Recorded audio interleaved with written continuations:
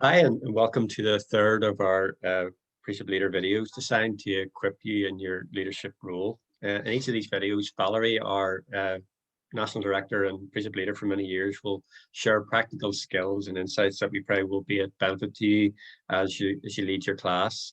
In today's video, we'll be looking at the idea of how to use a leader guide that's available for use with our Precept upon Precept and in and out study resources.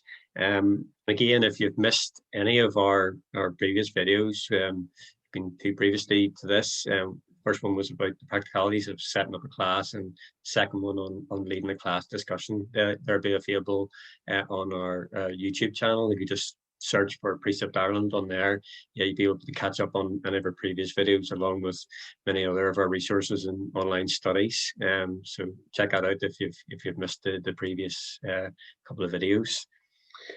So, well, today we're thank you for joining us again today and sharing with us. We look forward again to hearing what you have to say. So today we're kind of focusing on a wee bit more specific on the use of the leader guide, which is available to use with our precept upon precept studies and our in and out studies. So the first question then is what help is there available out there for using the precept upon precept and in and out studies, which is kind of tying in then with the leader guide side of things? Okay, yeah, just in case anybody isn't aware of the difference between a precept upon precept and an in and out, precept upon precept are our most in-depth studies, and they require up to 5 hours of personal study time for each lesson. And then you meet together for a 1 hour to 1 hour, 15 minutes class discussion on that lesson. The in and out studies, I call them diet PUP, because each precept upon precept study has a parallel in and out study. And that's one that it's the same passages and it's the same material, but there's less homework. And so it doesn't go into as many of the cross references that you would do in a full precept upon precept. It's divided into 2 sections, in where you're getting into the word and out where it's all application, living it out. And they probably take about 2 hours of personal study, but you can run the 2 together. So if you have a group of people where some people can have the time and others need something a bit lighter, then you can both study either PUP or in and out and then meet together for homework. But that's where it gets a bit more complicated because some people haven't covered the same material that the full PUP students have. So what help is available? Well, leader training is very important for anybody who wants to lead a precept upon precept. But we do have a leader guide for every single precept study. These have been written by the staff in Chattanooga and have been piloted there. And these are lesson plan guides to help you to lead a discussion on each precept lesson. And they're available free of charge to be downloaded from our website. Yeah. So what does the actual leader guide itself provide? What help does that give leaders if they're leading a precept upon precept study or an in and out study? Okay, well, as people start leading precept upon precept, it is quite a daunting task. And so we encourage people to use the leader guide, at least for the first while. Some people always use them and find them a great help. The things that the leader guide will give you, first of all, every layout of every guide is the same. So you know the format when you come to it, that it's going to be the same structure. The first thing it will give you is the emphasis of the lesson.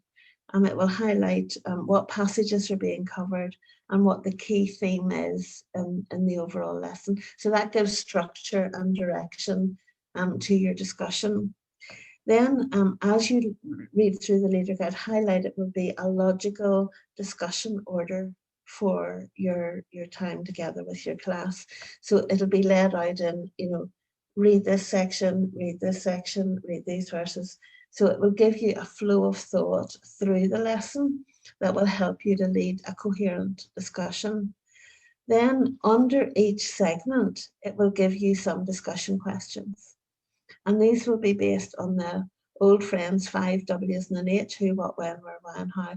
It will give you key who, what, why, where, when, and how questions based on the homework, and they will follow through on the homework. And then it will pull in the cross references as you go. Now, the cross references might be brought in a different order than you actually studied them in the book, but that's okay. It's a discussion order you're looking at, not a study order, and the leader guide will give you that. And then there'll be an idea at the end for a simple visual aid.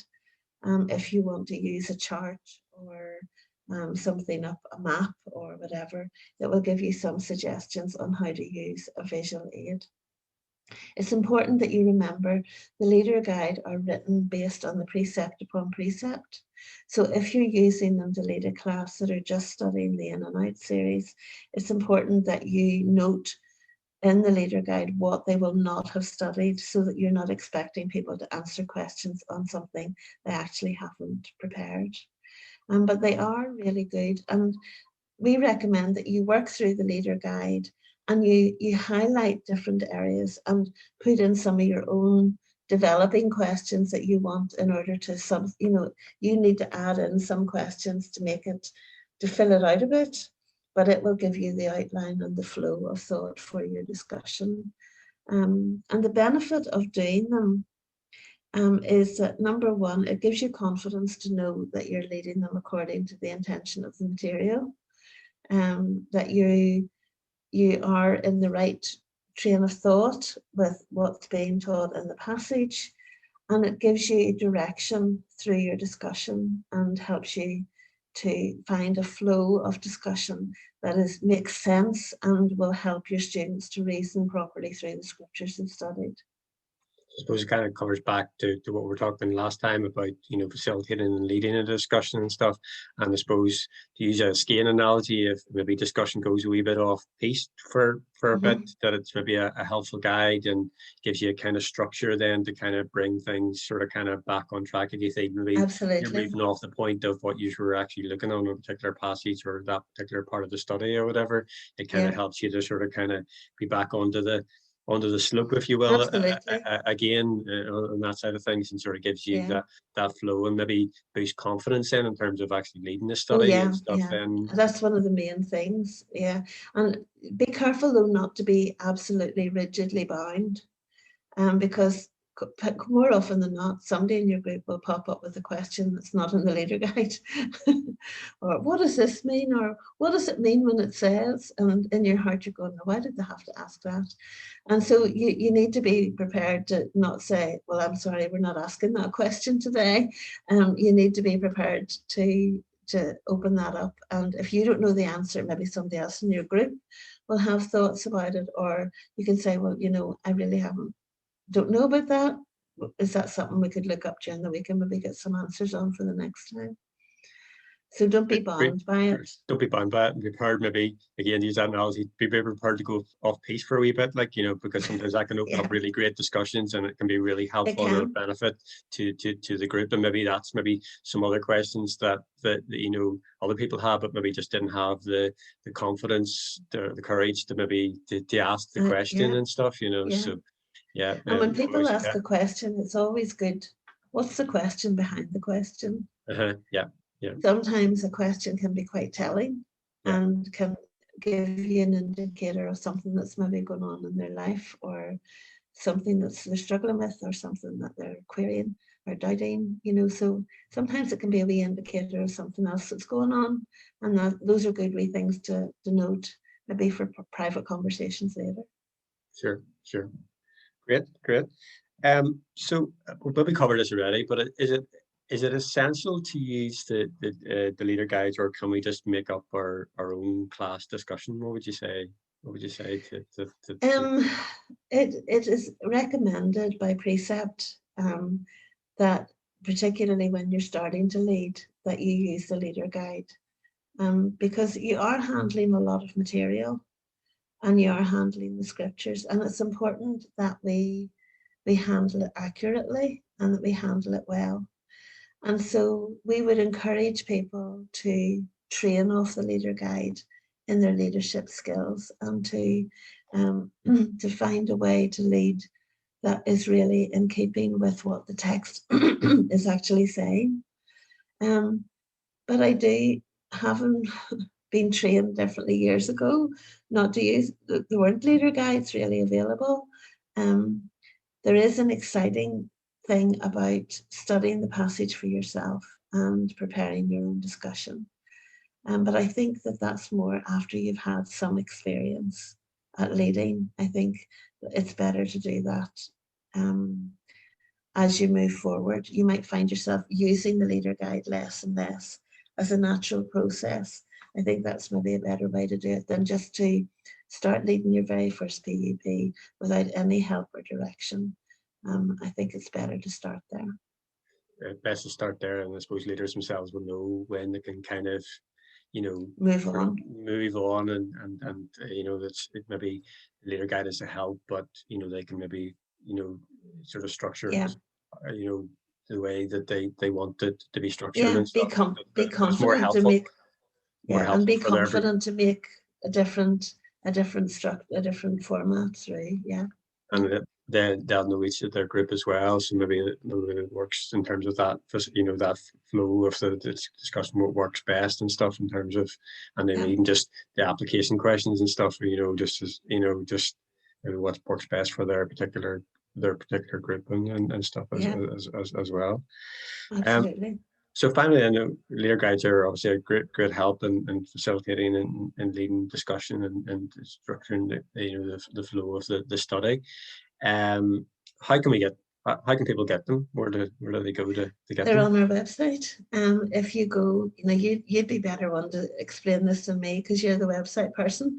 But if you go to the leader tab and scroll down, there'll be a tab for leader guide. And you just click in there, and they're all laid out by Old Testament and New Testament order. Click on the link, and there's just one leader guide for either NASB or ESV, and you can download it onto your computer, or you can print it off. If anyone wants a printed off copy and doesn't have a facility to do that, feel free to phone the office. We will print it off and just charge for the copying. And we can facilitate that if need be. Great. Yeah. I'm sure you'll put the link on the YouTube onto the YouTube video, or we can. Put it for a link to that particular page on our website, and people can I know see you can do all that rinky-dinky hyperlink stuff that I know nothing about. Yeah, we'll put a link on the video, and people can go directly to that page on our website and download the leader guides and Brilliant. All the resources there. So thanks again, Val, for taking time to chat with us. This has been good fun. Me too. Are we having fun? So, thanks again, and I would pray that as leaders these videos, that will be a real help and a blessing to them as they lead their classes. So okay, thanks Gavin. Thanks Thank again. you. Okay, bye.